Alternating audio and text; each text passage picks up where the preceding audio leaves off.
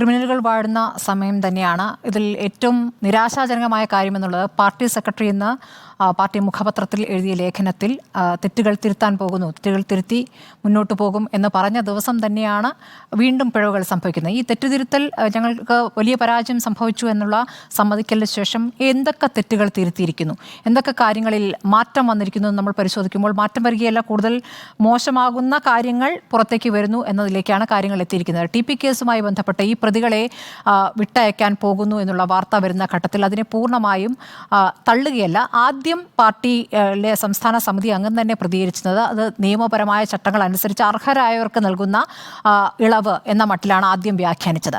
പിന്നീട് അത് ഹൈക്കോടതിയുടെ ഉത്തരവിന് മുൻപ് ഉണ്ടാക്കിയ തീരുമാനമാണ്, അതിനു മുമ്പ് എഴുതിയ ഉത്തരവാണ് എന്ന മട്ടിൽ വ്യാഖ്യാനിച്ചു. പിന്നീട് സഭയിൽ ഈ മാസം 25-നാണ് അടിയന്തര പ്രമേയ നോട്ടീസായി കൊണ്ടുവരുന്നത്.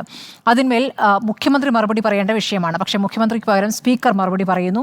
അത് അഭ്യൂഹവും ആരോപണവും വെച്ചാണ്. അങ്ങനെ ഒരു തീരുമാനം സർക്കാരിനില്ല എന്ന് പറയുന്നു. അങ്ങനെ സർക്കാരിനൊരു തീരുമാനമില്ലാത്ത കാര്യത്തിൽ, സർക്കാരിൻ്റെ ഒരു ഉത്തരവില്ലാത്ത കാര്യത്തിലാണെന്ന് 3 ജയിൽ ഉദ്യോഗസ്ഥർക്ക് സസ്പെൻഷൻ വന്നിരിക്കുന്നത്. അപ്പോൾ അവിടെ തന്നെ അടപടലം പൊളിയുകയാണ്. 3 പ്രതികൾക്ക് ശിക്ഷാൽവ് നൽകാനുള്ള നീക്കത്തെയാണ് അഭ്യൂഹമെന്ന് സർക്കാർ വിളിച്ചത്.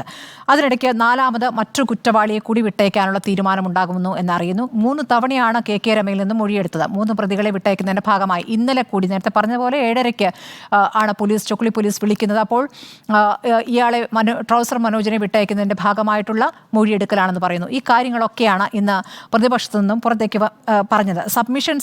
ഈ സബ്മിഷൻ സമയത്ത് മുഖ്യമന്ത്രി അവിടെ ഇല്ല എന്നുള്ള ഒരു വിഷയം. മുഖ്യമന്ത്രി കേന്ദ്ര കമ്മിറ്റിക്ക് പോയതാണെന്ന് തോന്നുന്നു. കേന്ദ്ര കമ്മിറ്റിക്ക് പോയതാണ് രാവിലെ അദ്ദേഹം.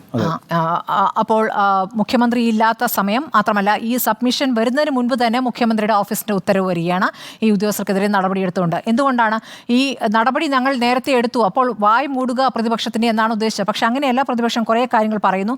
ഇതിനൊക്കെ ശേഷം മുഖ്യമന്ത്രിക്ക് വേണ്ടി മറുപടി പറഞ്ഞത് MP രാജേഷാണ്. MP രാജേഷിൻ്റെ മറുപടിയാണ് വളരെ വിചിത്രമായി തോന്നിയത്.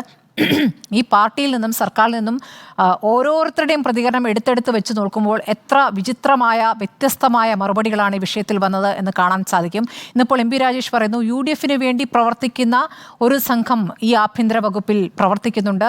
ആ ഉപജാപക സംഘത്തിൻ്റെ ഗൂഢാലോചന, ആ ഉപജാപക സംഘം ഇപ്പോൾ KK രമയുടെ മൊഴിയെടുക്കാൻ വേണ്ടി മാത്രം പ്രവർത്തിക്കുന്ന ഉപജാപക സംഘമാണോ? അങ്ങനെ ഒരു ഉപജാപക സംഘം പ്രവർത്തിക്കുന്നുണ്ടെങ്കിൽ അവരാണോ ഇവർക്ക് പ്രത്യേക ഇളവുകൾ ജയിലിൽ നൽകുന്നത്? അവർക്ക് പ്രത്യേക ഭക്ഷണം, മദ്യം, അവിടെ നിന്ന് കൊട്ടേഷൻ ഉത്തരവുകൾ നൽകാൻ കഴിയുന്നു, വാർഡനെ ആക്രമിക്കുന്നു, പുറത്തു വന്ന് പരോളിൽ വന്നിട്ടും ആക്രമണങ്ങൾ നടത്തുന്നു, പല കേസുകളിൽ പെടുന്നു. ഇതൊക്കെ നമ്മൾ കണ്ടതാണ്. ഇതൊക്കെ തന്നെയും UDF-ന്റെ ഭാഗമായി നിൽക്കുന്ന പോലീസ് നടത്തിയ പ്രവർത്തനമാണോ? അപ്പോൾ എന്ത് കേസിലാണ് അവർ അകത്ത് കിടക്കുന്നത് എന്നൊരു വിഷയം കൂടി ഉണ്ടല്ലോ. ഇതാരെയാണ് ബോധ്യപ്പെടുത്തുന്നത്? ജനങ്ങൾക്ക് ബോധ്യമാകുന്ന മറുപടികൾ കൃത്യമായി നൽകേണ്ടവരല്ലേ? അപ്പോൾ എന്ത് തിരുത്താണ് ഈ വിഷയത്തിൽ നടക്കുന്ന ഒരു പ്രധാനപ്പെട്ട വിഷയമുണ്ട്. ഇപ്പോൾ മുഖ്യമന്ത്രിക്ക് പകരം മറുപടി പറഞ്ഞ MP രാജേഷിൻ്റെ മറുപടി വളരെ മോശം മറുപടി, അല്ലെങ്കിൽ പൊളിഞ്ഞുപോയ മറുപടി എന്ന് തന്നെ പറയേണ്ടി വരും.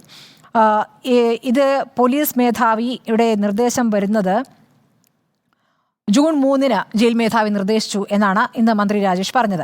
എന്നാൽ രമ്യയുടെ അഭിപ്രായം പോലീസ് തേടിയത് ജൂൺ 21, 22, 26 തീയതികളിൽ.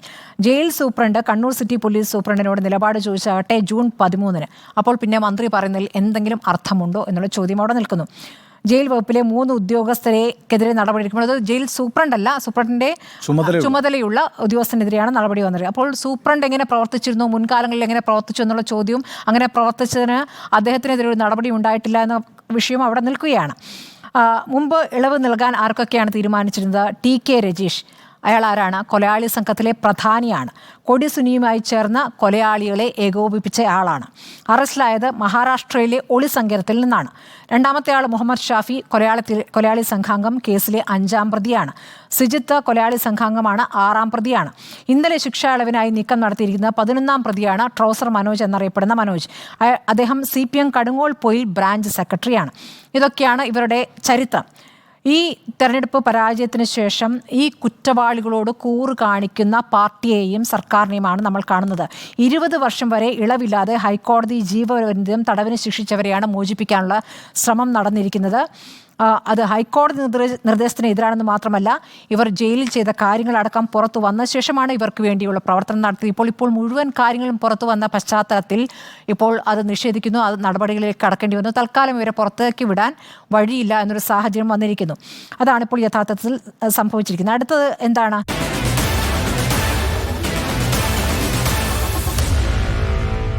Meet the editors.